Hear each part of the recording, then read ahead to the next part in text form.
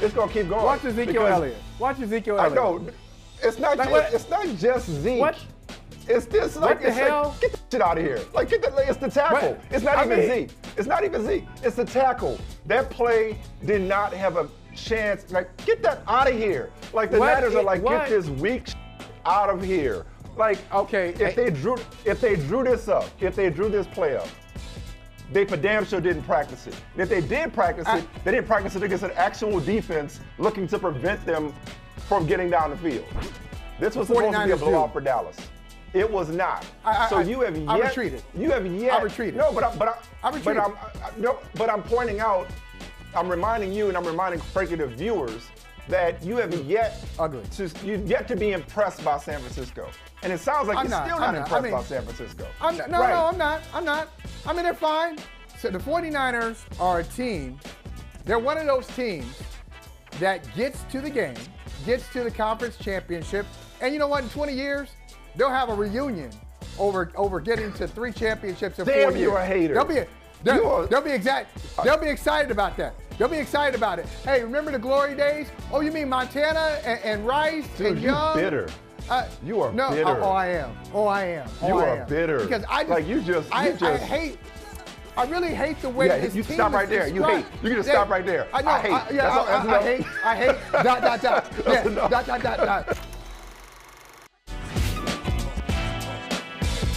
What's up, everybody? What's up? Welcome to Brother from Another once again.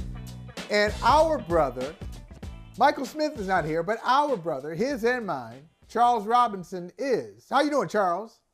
I'm good, looking a little casual next to, man, you just suited up, ready to take down the world. I like it. I had some business to take care of this morning, so I had to make sure I was right on time for it. And, I got to say, Charles, when I say you're our brother, you are our brother, and I don't say anything else, it's like if you meet some people and they say, hey, this is my brother, this is my sister, and they're looking for you to fill in some gaps, and you don't. Yeah, he's our brother. Same mama, same daddy. What? You got questions? What's up? Yeah, we family. Don't ask how it makes sense. It makes sense. No gaps. This is my brother. No gaps that need to be filled in. No gaps. There's no gaps that need to be filled in, right? We're good. You want to fight over this? You want to talk about it? I ain't answering none of your questions. It's just family. Let's leave it at that. But there are some questions. We got lots of NFL questions I want to get to today, including, what's up with your boy? What's up with your boy, Thomas Edward Patrick Salty, Shady, Brady? What's up with him? Look, listen, I've said this before. If you're gonna do what we're doing, if you're gonna be involved in any type of media, even if you're not in the media officially, and Brady's not officially in the media yet, he will be. But before jumping into his monster contract at Fox, he has been doing this podcast with his buddy Jim Gray. That's his buddy, Jim Gray. So I feel like if you're going to do a podcast, go ahead and do it. Don't just kind of tiptoe in there and just say you have a podcast. And most of the time, that's exactly what Brady and Jim Gray have done. They don't really say a lot.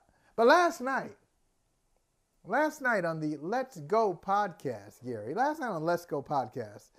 was very surprised. Not that Jim Gray asked the question, because he probably told Brady beforehand. Okay, here's a game plan. Probably has a little sheet, probably laminated, Charles, like a coordinator. Okay, this is what we got here on this podcast. What do you like? You like this? Okay. I have to ask you about where you're going to play next year, because that's what people want to know. And you can answer any way you want. I'm not surprised that Jim Gray, Scratchy, as Brady calls him by his nickname, I'm not surprised he asked the question. I'm surprised by Brady's answer. Listen to how Brady dealt with this exchange with Jim Gray. Tom, you're leaving everybody guessing. You said you'll take your time. Do you have any type of a timetable as to what you might want to do regarding your football career? Jim, if I knew what I was going to fucking do, I'd have already fucking done it. Okay? I'm taking it a day at a time. I sense you're antagonized by the question. You're scratching. It's only the question that everybody wants to hear. You're scratchy. I appreciate your asking. Thank you. Okay. Yo, First of all, Jim Gray cracks me up. talking to us. He was talking to Michael Holley, the Slim Reaper talk. That was for you, okay? That wasn't meant for like people right now are like, Tom Brady, your slip is showing. No, he was like, Michael Holley, I got a little message. I'm gonna send it through Jim Gray. Jim Gray took a stray. That's what we're gonna talk. That's what we're gonna take out. He did it for us. He did it for us. He did it for all of us. Jim Gray was our sacrifice. Go out there, take it for the people. Jim, I love Jim's response too. Well, I sense you're antagonized by the question, Tom. Tom's antagonized by everything nowadays. He is so irritable. What is this man going to be like in another 10 years? Please. You know what it's like. You know what it's like. He's one of those folks.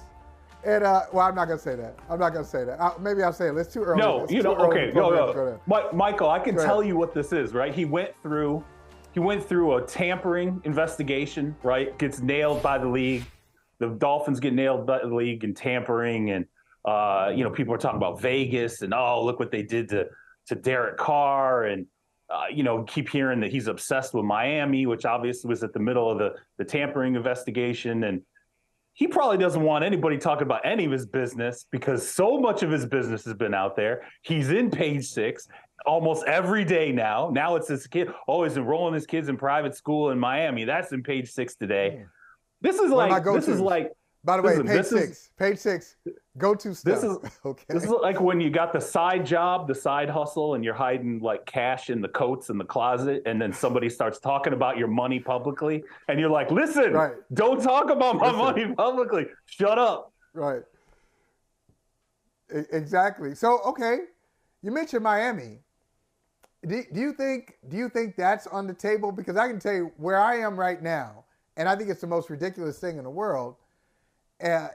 There's chatter that, hey, since Bill O'Brien, we'll get to him, Bill O'Brien hired by the Patriots officially today as their offensive coordinator, since Bill O'Brien is here and there was talk of him being in Tampa, if Tom were to return to Tampa, he wanted Bill O'Brien there, so put two and two together, O'Brien in New England.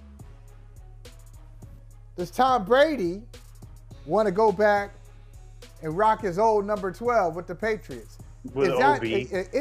Come on. Is any of that stuff on the table? Anywhere in the AFC East, we might as well go three of the four teams in the division. Miami, questions at quarterback. The Patriots shouldn't have questions at quarterback, but they did last year after they left Mac Jones out to dry. And the Jets, who the owner has already said, we need a quarterback. Tom Brady, a fit with any of those teams. You think OB overrides Big B, right? Like, I mean, I don't think so. I don't think Tom wants to go back and play with Big B. Okay, even if it means reuniting with OB. By the way, shout out to Big B in the cutoff sleeves today, in the cutoff hoodie sleeves. Look, Miami. I'll tell you what. I talked to somebody this morning. The great thing about Miami is it's always chock full of NFL sources, agents. There's a million people down there, and people insist Tom Brady's still obsessed with Miami, still obsessed with this house. He's building this massive $40-50 million house in Miami. Again, enrolling his kids in private school. So when you bring up Vegas, right? Like Vegas is sort of the Josh McDaniels. You want to go and reunite with Josh. People will tell you he doesn't want to be that far away from his kids. Kids are going to be in private school. He wants to be in an area that's close enough, so that maybe not necessarily in the backyard, but he wants to be in the region. Well, obviously Miami, it would be the backyard. Problem is, Tua's there, Mike McDaniel's there. You don't know what's going to happen. The Jets, I don't know that the Jets resolution is going to be a short-term Tom. And one other thing I will bring up, if he's waiting, I'm curious if Tom is waiting to see what happens with Sean Payton, because Sean could end up in Carolina, right? And David Tepper is sitting there going, need to resolve the quarterback situation in a way that means going for a championship, like now, if not last week. Sean Payton ends up in Carolina. I don't know. Tom is so buzzy right now. He's going to be 46. I mean, he's still one of the first dominoes to fall in the offseason. It's remarkable, but that Miami stuff is not going away, I'm telling you. All right, one of the first dominoes. Now, did we resolve this? Because I came up, how about, leave it to Michael Smith. He says to me, hey, I got a homework assignment for you. We're going to talk, I got a homework. I got to talk about him when he's not here. That's right. Okay. I talk about him to his face too. Okay. That's why it's all good. It's all good. Say, I got a homework assignment for you. You need to give me a top 10 list of quarterbacks that doesn't include Tom Brady. I want to hear this. So fine. I gave him a top 10 list with a troll job at number 10, just for him since he was all over David Carr. I put David Carr at number 10. Do I believe it? No. But I put it there anyway. But the other 9, and if I take David Carr out, I'd put Geno Smith on that list. I put Geno Smith on there at 10. Derek. I keep saying David. I put Derek Carr there. Derek, not David. Thank you, Gary. But if I take Derek Carr off, I put Geno on. Like guys right now, who I think are better than Tom Brady right now. So, and after the playoffs, the list is, I came up with the list last week, Charles. It already hasn't aged well. I got to tell you, it hasn't aged well already. The Dak in there somewhere. Oh, well, you're right. I had Dak at like number 7. Okay, but number 1, and we're gonna make a transition because we'll talk about this after we talk about my top 10 minus Derek, not David. There's no Carr, no one from the Carr family, not Lloyd Carr, not ML Carr. There's no Carr. No Antoine Big Dog Carr. What other cars can we come up with? All right. So Mahomes, Burrow, Allen. I got no problems with these. Jalen Hurts, got no problem with these. Aaron Rodgers. Some Packers haters might say, no, it's too high, but I'm comfortable with Aaron Rodgers. Herbert at 6. Prescott at 7. Ouch. Lawrence at 8. Lamar Jackson. Then I put Geno. Let's say if you don't want Geno there, you think Geno's a flash in the pan, take Geno out. Some people might put Deshaun Watson on there. I won't. But put Deshaun Watson on there. You're not comfortable with that? Take him out.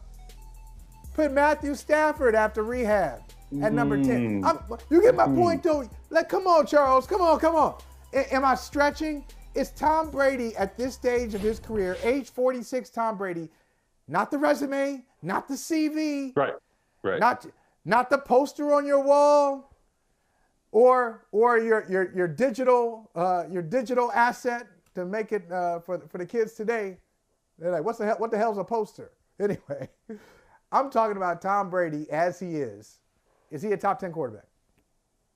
What is the qualification? Like here's the thing. Is it a function of what you surround him with and what he can be surrounded? Or is it just straight up talent at this point? Is it just straight up what he presents on the field? I think that matters. It matters. It does matter. I'm going to answer it this way. Like when we have these greatest of all time debates in any sport, and generally, and this happens in basketball a lot, if you're comparing Bill Russell from the 60s to Michael Jordan from the 90s and 2000s or LeBron James, the old timers will say, well, hell, if you give Bill Russell the travel arrangements and the weight training and the nutrition and all that stuff that you gave Michael Jordan, okay. So I'm going to say this. Yeah, I'm going to give Tom everything. I'm going to surround him with everything he wants. Okay. His hopes and desires, his hopes and dreams. But I'm going to give the other guys that too. So give Lamar Jackson. He doesn't have it. Give Lamar Jackson everything he needs. I like that. So give everybody on the list, make them their best. Give them everything that they could possibly want, coordinator that they want, weapons that they want. And now tell me, Tom Brady, about to be 56 years old. I wouldn't put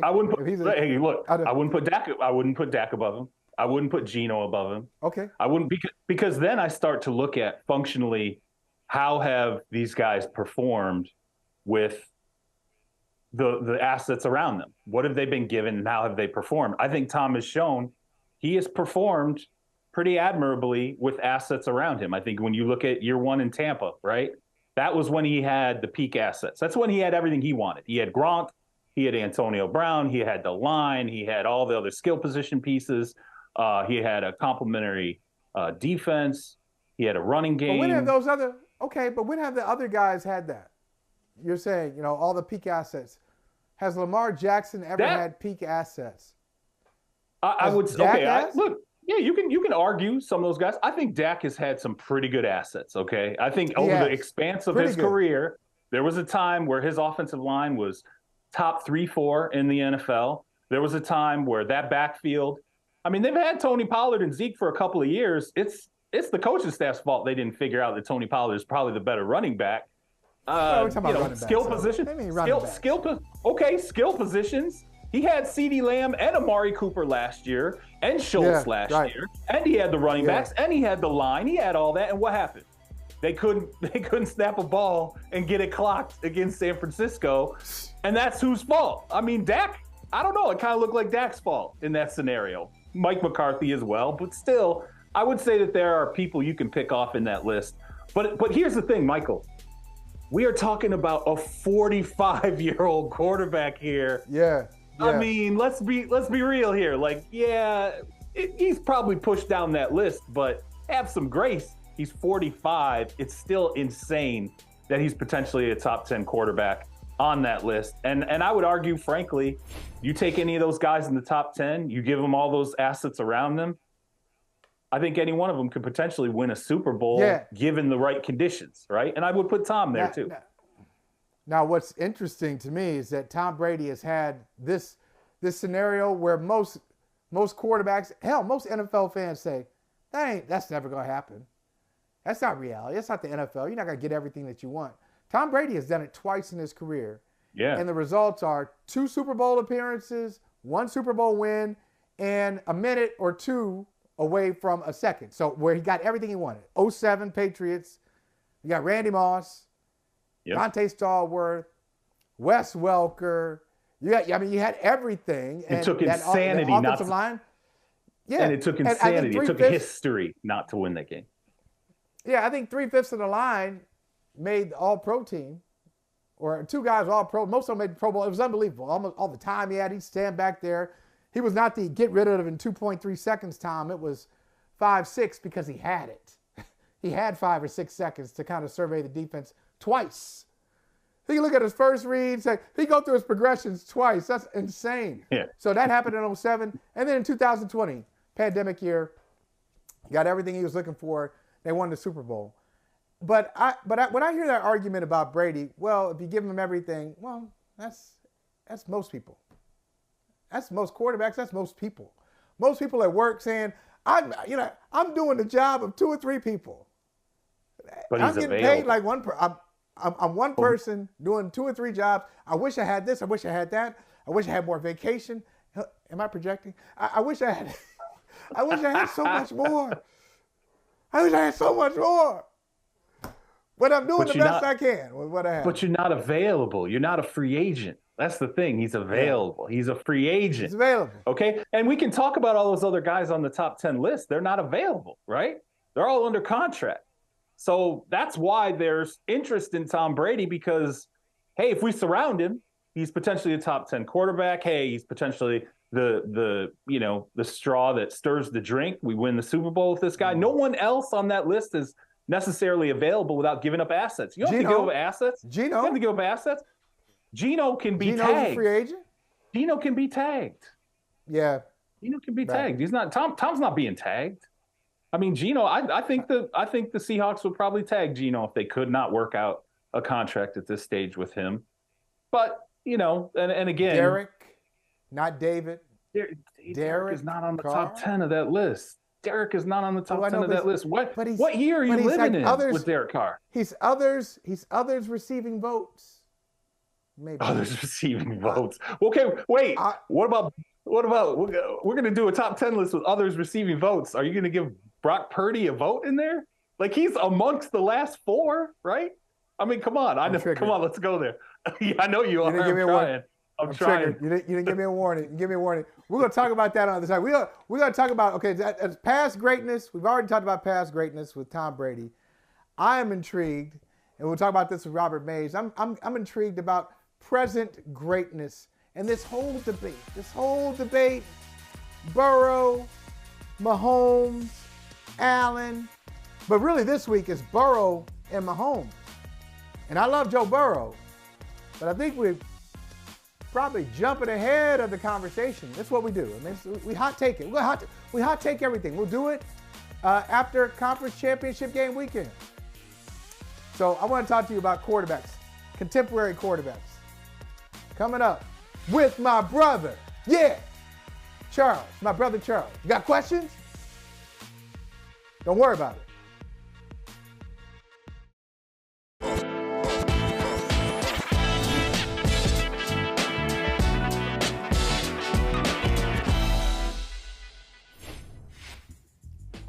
As promised, we have to talk quarterbacking here. Patrick Mahomes saw what happened in a divisional playoff against Jacksonville. He gets a high ankle sprain, and we still don't know to what degree this high ankle sprain is. If it's really severe, sometimes that means surgery. You can't even think about coming back the next week. And even if it's not Robert Mays and Charles Robinson, even if it's not really severe, let's say it's serious. And Mac Jones dealt with this earlier this year. It was serious. The Patriots wanted him to have surgery. He didn't want to do it. And he probably missed, I think he missed about 4 games. They brought him back against the Bears. It was a debacle. They started him, pulled him, all that stuff. But I thought he came back relatively fast, and it was about 3.5 weeks to a month. So Mahomes talking about playing on Sunday, I'm still skeptical. I don't care what the Chiefs say. If he's got a high ankle sprain, he's a serious question mark for the game. Charles, before you're grimacing and cringing. So before I ask my quarterback, go ahead and explain that grimace and that cringe. Well, Vegas seems to think it's serious. I mean, you look at Cincinnati, I think right now 2.5-point favorite on the road. I mean, Vegas, like, it was amputated at this point. I don't know, 2.5 points in Arrowhead. Like, what is going on, man? Vegas clearly thinks they beat him a lot.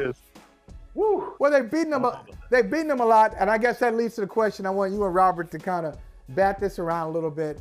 The Chiefs, we know, have lost their last 3 games against Kansas City. In 2 of those games, they had huge leads and lost them. So Cincinnati has shown the ability to come back against Kansas City at home, on the road.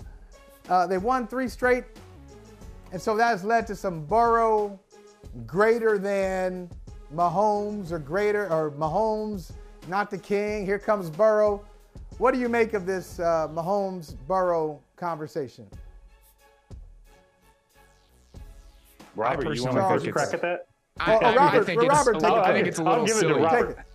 I still think, we talk about this all the time on our show, and it's so easy to get tempted by the new shiny thing, and I'm as guilty of that as anybody. Watching Justin Herbert and Joe Burrow over the last couple of years and watching what Josh Allen did in the playoffs, I think it was tempting coming into the season to say, all right, there's a top tier of quarterbacks that probably is Patrick Mahomes, Josh Allen, and then maybe a slight step down from that, Joe Burrow and Justin Herbert and some of the other younger guys. And as the season's gone on, I think what I've just kind of realized when you consider all of the factors is that Mahomes is in a tier by himself. This was not supposed to be a all-in Super Bowl push year from the Chiefs. They literally traded a guy who was one of the best receivers, if not the most impactful wide receiver in terms of how he changes defenses in the entire league. This was supposed to be a small step back year as they transitioned to whatever this version of the Chiefs looked like. And they had one of the most efficient, dominant offenses of the last decade. And so much of that is because of what Patrick Mahomes provides you. The Bengals are in this stage right now where they can build this super team around Joe Burrow because of what he's making. I believe they're either first or second in the amount of cap spending that they have on defense right now. They have an unbelievable set of weapons. Joe Burrow is a fantastic quarterback. If you want to say that he belongs in the top of the second tier behind Patrick Mahomes, I have no problem with that. I actually think I'm probably inching in that direction based on the way that he's played over the second half of this season and the evolution that he's had and that the Bengals offense has had. But I just think it's kind of undeniable that what Patrick Mahomes has done over the last 1, 2, 3, 4 years puts him in a class all by himself. We're talking about 5 straight AFC championship games, and he is the centerpiece of that. He's never been more definitively the centerpiece of what the Chiefs are than he is right now, and we're back telling the same old story. Yeah, prisoners of the moment. That's what we are. I mean, it's a typical, you can call it the new shiny thing. I mean, every time we get a quarterback in the NFL that gets hot, goes on a run, particularly if it's a young guy, next thing we know, we're rewriting the history books. Now, look, that's not to diss Burrow, by the way. I think Burrow's fantastic. He also has 2 number 1 wide receivers. Let's be honest. T. Higgins, you take him off the Bengals, you put him somewhere else, he's going to be a number 1 wide receiver. He showed that when Jamar Chase went down this year. He stepped into the number 1 wide receiver role. No problem. Absolutely had the look of a number 1 wide receiver. Better dedicated running game with Joe Mixon. They retooled the offensive line, which held up for 15 games. I think that had a lot to do with it. Now, I think there's history being written right now. I think the injury issues that they have on the offensive line and Joe Burrow being able to keep the offense on the level that it is, particularly in that game against Buffalo, is very impressive. I think Joe Burrow can take another step into the conversation if he can beat Patrick Mahomes under these conditions, even if it's a one-legged Patrick Mahomes. I think it pushes him further into that conversation. But look, I'm with Robert. When you just look at the overall resume that Patrick Mahomes has built to this point, if you want to look at the physical attributes, if you want to look at his ability to adjust without Tyreek Hill, and I was one of the doubters that said this could massively change what Kansas City's offense looks like, he's done nothing but live up to every bit of his legend. And I think trying to push through this high ankle sprain adds to that. Yeah, and I think you guys are right. You know what happens a lot? Our expectations get in the way. So maybe some people expected Buffalo to handle Cincinnati, not beat them down, but to beat Cincinnati and then move on for this NFL's desire, this conference, this neutral site conference championship game, fast track, Bills versus Chiefs, redux. That's what people expected. So that didn't happen. And because that didn't happen, and it was so convincing the other way, now we have overcorrected. They're like, well, Joe Burrow, not only did he beat the Bills, he's the best ever. Or he's the best in the AFC. He's better than Mahomes. Like, okay, wait a minute. I'll give Joe Burrow his props. Joe Burrow has performed, I'm going to call it a regional miracle. Southwest Ohio can tell you. It's a regional miracle. He took a franchise that had no pulse, nothing, no pulse, no playoff pulse for 30 years. And now he's their all-time playoff wins leader at quarterback, all time. For the Cincinnati Bengals, it's nuts. He's got 5 playoff wins, most of anybody in their history. That's crazy. So that's a big deal. But Patrick Mahomes has kind of dipped into history and rewritten some historical records. And as you pointed out, 5 straight AFC championship games. He's got a Super Bowl win. He's been to 2 Super Bowls. The accomplishments. MVP. Yeah, 2 MVPs after this year. That's right. There's a lot there. Now, I like this, Robert, where Charles says, Mahomes, Burrow, Allen. There's a third character here. We haven't mentioned him yet. Is our Elway Montana Marino. I was always a Montana guy. I never knew Montana's numbers. I never cared. I was surprised when I became older when I figured out, oh, he didn't have that many touchdown passes. I never cared. I didn't care. I just Montana was my dude. I just loved the way he just kind of operated in a composed way and always got things done. So where does, Robert, you say Mahomes in a category by himself. If you want to put Burrow at the top of that tier below Mahomes, then you're putting Allen behind Burrow? You can order that however you want to. I mean, we did this at the end of the year on our show. We picked an all-pro team. I picked Josh Allen as my second team all-pro quarterback. If you look at what the Bills' offense was over the course of the season and the role he plays within their offense, he is the offense. What they ask him to be, what they ask him to do behind a shaky offensive line. I mean, and it got them in trouble. The onus they put on him just within the overall ecosystem of how they operate, eventually that they ran out of runway with that version of it. But I think that what's on his shoulders within that offense is incredible. And they were still very, very good all season. I think what's most interesting to me, beyond the tiering I just think it's so interesting how differently these guys succeed. That to me is the most fascinating part of the Joe Burrow conversation, is that when we watched the divisional round game last year, when Allen and Mahomes were just trading haymakers and it looked like a Godzilla movie, I came away from that game thinking you just need one of these super powered quarterbacks. These guys that just have this overwhelming set of physical traits that accounts for every single problem a defense can present them. And Burrow is not like that. Burrow doesn't have this cannon of an arm. He isn't as fast as a guy like Josh Allen is. He isn't as big and strong, even though that is an underrated part of his game. The fact that we have this guy now who is even in the conversation with Josh Allen and Patrick Mahomes, and he wins in the way that he does, cerebral, on time, seeing the game, pre-snap identification, all of those things. That to me is the most interesting part of this. The fact that we have all these different guys who can affect the game in the same way when we were having a slightly altered conversation about what we need from the position, in my opinion, as recently as 12 months ago. That's some good preaching right there. I agree with you 100%. It's right. And it always changes, right? It changes each play. Charles, you said prisoner of the moment. We are every postseason. We look at a game or two or rounds. It's every round. And we got to come up with trends. Then you used to hate working for a newspaper. Give me a trend story. Like, oh, here we go. A trend story. Just because this happened doesn't mean that it's sweeping the nation, that it's changing the face of football. But we do this all the time. We'll do it again after the next round. But Charles, answer your own question. So Burrow, Allen, Mahomes, who's Elway, who's Montana, who's Marino?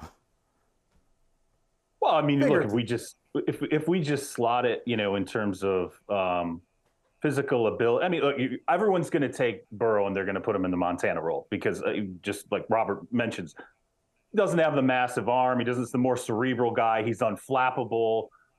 That's what Burrow kind of fits into. If you're probably going to look at Mahomes in that trio, you're going to say it's Elway because he has an arm that's unmatched. It's something that most of us have never seen.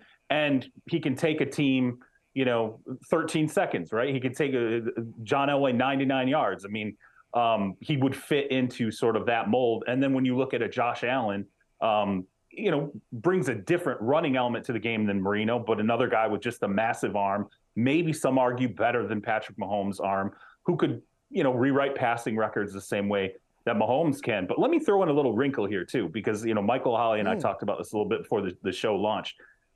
Go back and look. It's funny because Allen, they fall out, they lose this game, and everyone's like, oh, he's young, they'll be back. It's fine. They took a step back, but it's okay. They'll fix it. Go back and look at Phillip Rivers, okay? Year 4, Phillip Rivers, 26 years old. 2 years sits behind Drew Brees. Second year as a starter, goes to an AFC title game, right? Loses. Michael Holley, we talked about this, played on the torn ACL against the Patriots. The assumption was, look at Rivers, the arm, the talent. The Chargers are loaded. They were in San Diego at that time. No problem. He'll be back. Never went back. Didn't go to a Super Bowl. Never went to another conference title game. I think we should always consider there's a possibility that these people we think are going to rewrite NFL history are not going to rewrite NFL history. And Josh Allen could end up being this guy in the AFC, always dealing with Mahomes, always dealing with Burrow, maybe dealing with Justin Herbert, maybe dealing with Trevor Lawrence. And next thing you know, 10 years from now, we're looking at him like he's Phillip Rivers. What do you think, Phillip Robert? Rivers told me that story once. When we were after that game when they lost in the playoffs in 2010, and he was talking to Norv Turner in the locker room, and they said that to each other. We'll be back. Come on, of course we'll be back. And he told me that about a decade after it happened, and you could feel kind of the pain in his chest recounting that because he was never back. Yeah. Aaron Rodgers has been to one Super Bowl, let alone Phillip Rivers.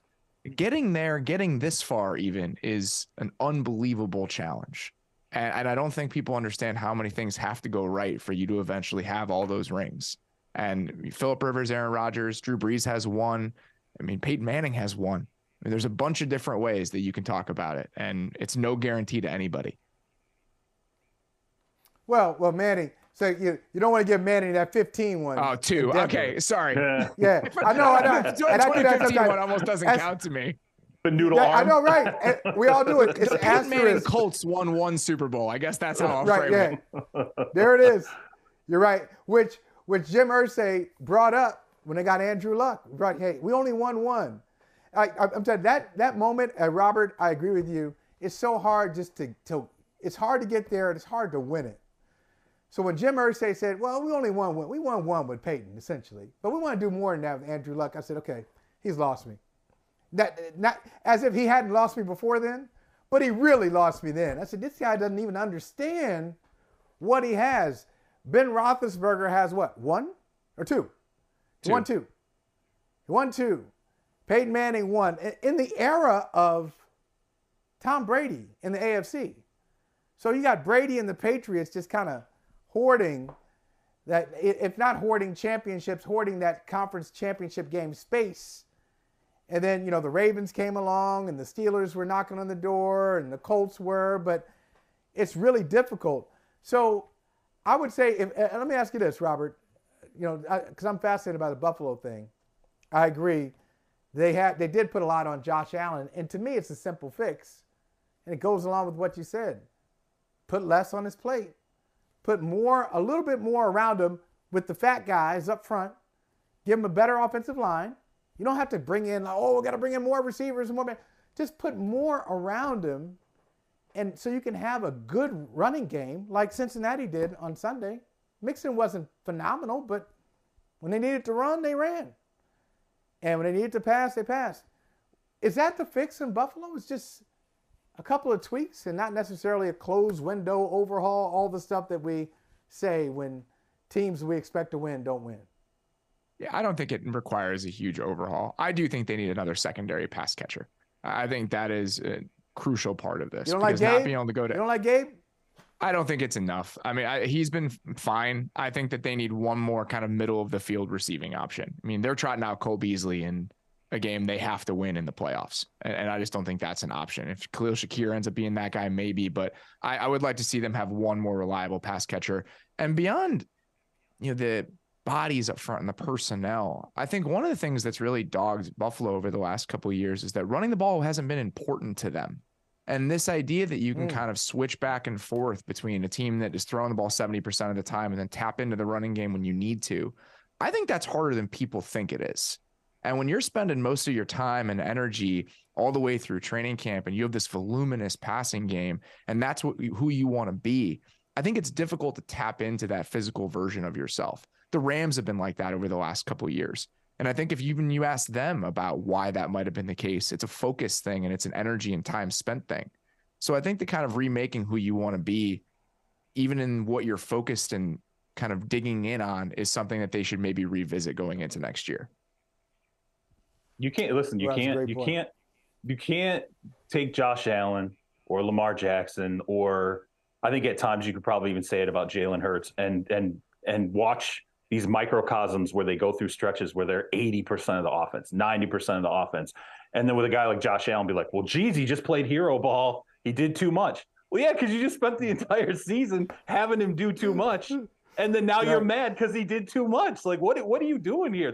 Hey, Sean McDermott, figure it out, right? Like, you can't, it's a zebra, right? And then be like, but don't be a zebra now, okay? Like, it's just ridiculous. Yeah, I think that you have to beat that into him, though. I mean, Burrow, it took a while. Yeah. It took a while. It took real convincing for Joe Burrow to adopt the style of play that he did 5 weeks into this season. He did not want to take all those checkdowns. He did not want to be patient in that way. But I think that ultimately you have to convince your quarterback to protect himself and take what's there and not bite it off all at once. And I think that there's a version of Josh Allen out there who can do that. We just haven't seen that guy. Robert Mays. Good stuff. Great stuff. Per usual. Thanks for hanging out. Hope we get a chance to see you again, and we'll see what happens in this conference championship, after this conference championship game weekend. Real quick, as the music plays, real quick, who you got in the AFC, who you got in the NFC? I haven't even thought about it that much yet. It's so tough. It's hard not to pick the Bengals right now based on the way that they're playing top to bottom. It really is. And Mahomes not being 100%. In the NFC, it's like truly a coin flip to me. I guess I'll take Philly because I feel like they have more answers to more problems right now, but we're like 2 days away from me having a real answer to that question. Okay. All right. So you can come back. Feel free to come back when you get your real answer. check in with us. Be like, hey, I want to revise this. I gave you all the rough drafts. Here's the real answer right here. Robert, good to see you, man. Anytime. Listen, y'all, I'm all for celebrating the victory and explaining oneself in a loss. So Stefon Diggs says, hey, y'all looking at me the way I was talking to Josh Allen. You want me to be okay with losing? Nah. Our level of play not up to the standard. I'm okay with that? Nah. Don't criticize my reaction. Let's talk about the result. We lose 27-10 to the Bengals. I'm a little hot about it. Eli Apple, goodness gracious. Just like Cancun on 3. I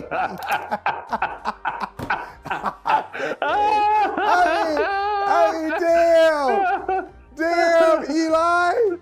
And he was just, and that's just a small portion.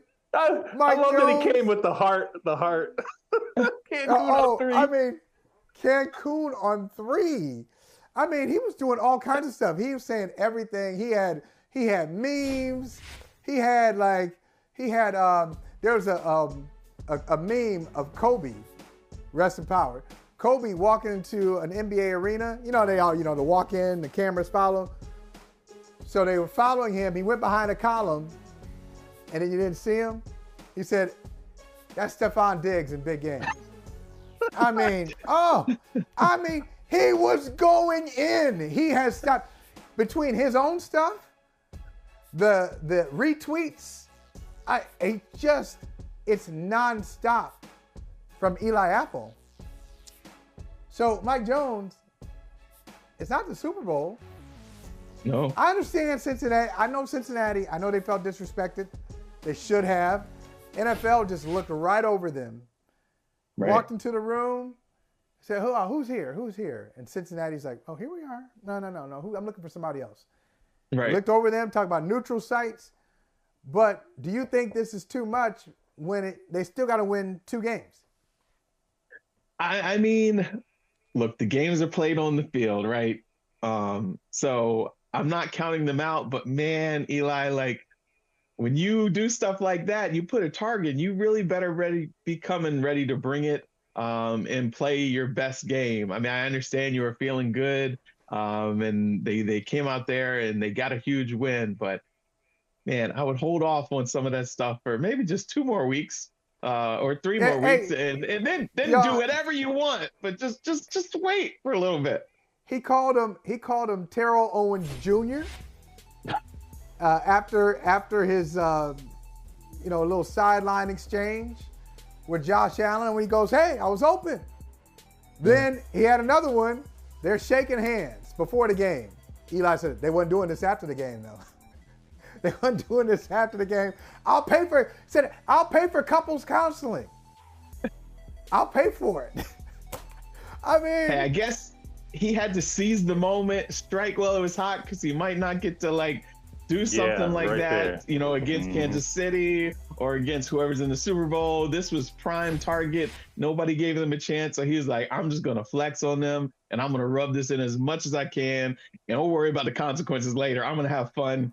I had some friends who used to say it's about entertaining ourselves, and Eli Apple was definitely entertaining himself.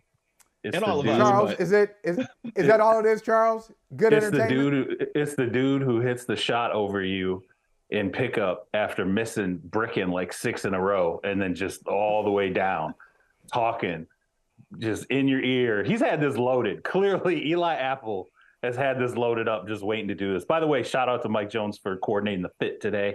I like that. I like that we both came with the same. I wish if we were a real team, we could have talked about it beforehand. Hey, what you wearing? What you wearing? What you wearing? Well, I mean, you're the odd one out. So, I mean, somebody didn't get the memo. It obviously wasn't us. Right? Okay. Hey, y'all left me off the group chat. Okay. Maybe your producers need to look out for you a little bit more. Ooh, going at you, Gary Carter. Look at your boy Mike Jones going right at you. And Nat. Don't go at Nat like that. Michael Holley, tax preparation on 3. Oh, man. I love this. Now, let me ask you this, Mike.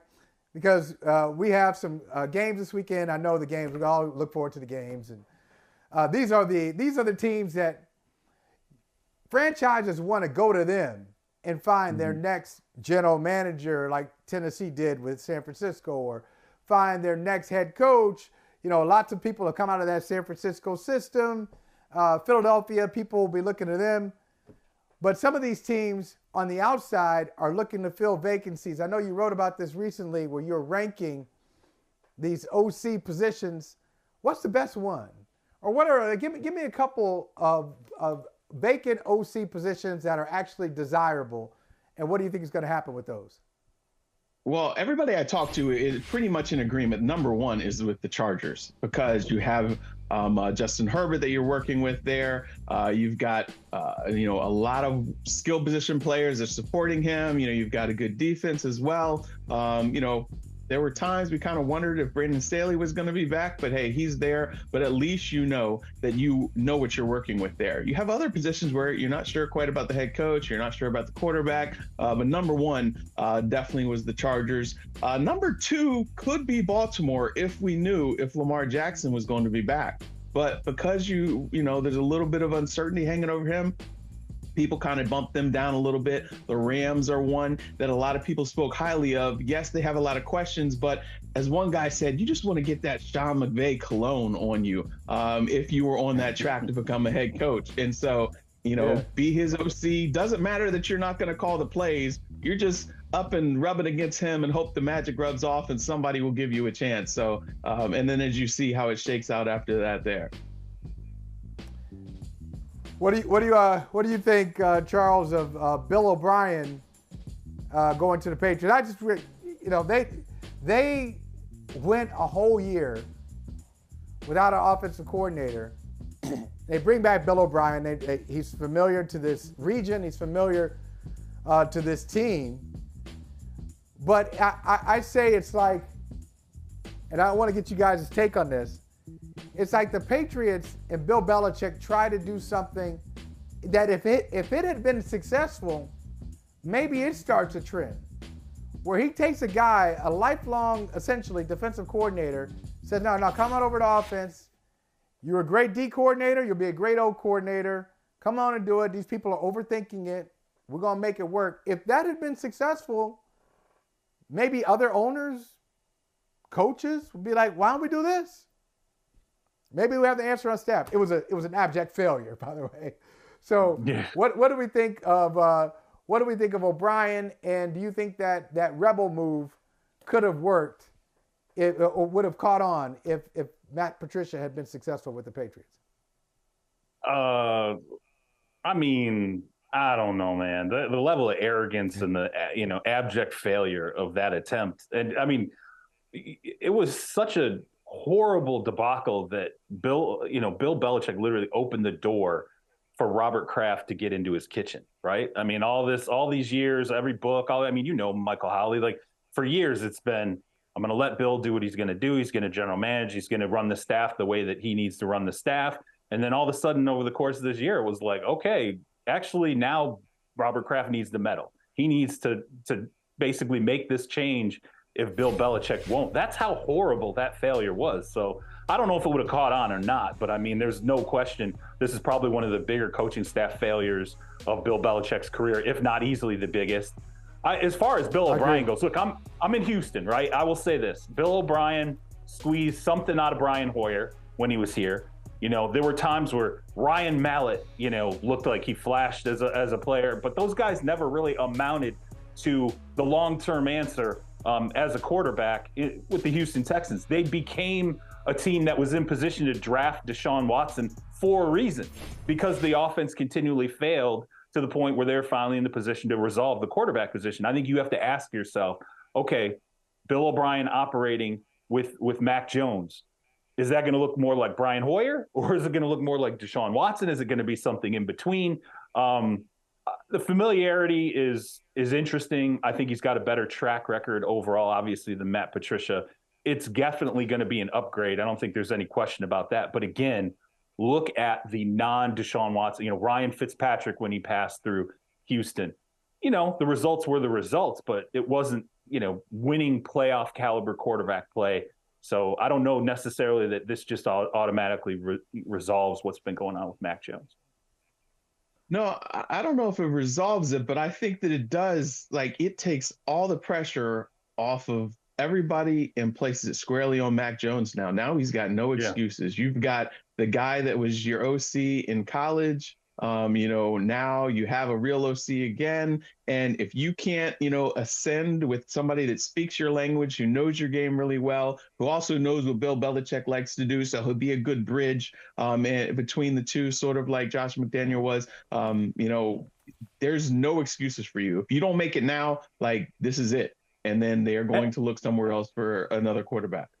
And Mike, let's be honest, right? Is so much of what happened with Mac Jones and Matt Patricia, the communication was horrific. Like, when you would talk to people, like, the breakdown of communication between those two individuals, I think you and I can agree, right? Like, that's not going to happen with Bill O'Brien. The communication is hardwired in. So at least you resolve the fact that maybe the quarterback and the offensive coordinator should talk to each other and know what's going on. Right. Yeah, so you're eliminating that dysfunction. Yeah. I would just like to know from Bill, man, what was your thought process, dog? I mean, like, why? And you know what's worse? Now Patricia may be out. So wait a minute. You let somebody redesign an offense that had been there for 20 years, and they were a temp employee, and now they're out? What the hell? What were you thinking? Mike Jones, appreciate you, brother. Thank you. See ya. All right, Charles, let's get right to it. Who's playing in the Super Bowl? Who's going to Arizona? Bengals 49ers.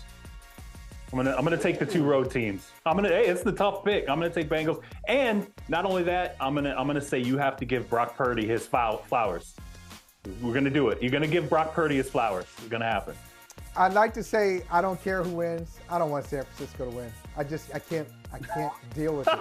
I can't live with it. I don't want that to happen. Please, no. Hey, thank you for watching Brother from Another. If you haven't hit that subscribe button, go ahead and do that now. Don't forget, you can catch us 3 to 4 weekdays on PeacockTV.com and on Sirius XM Channel 85.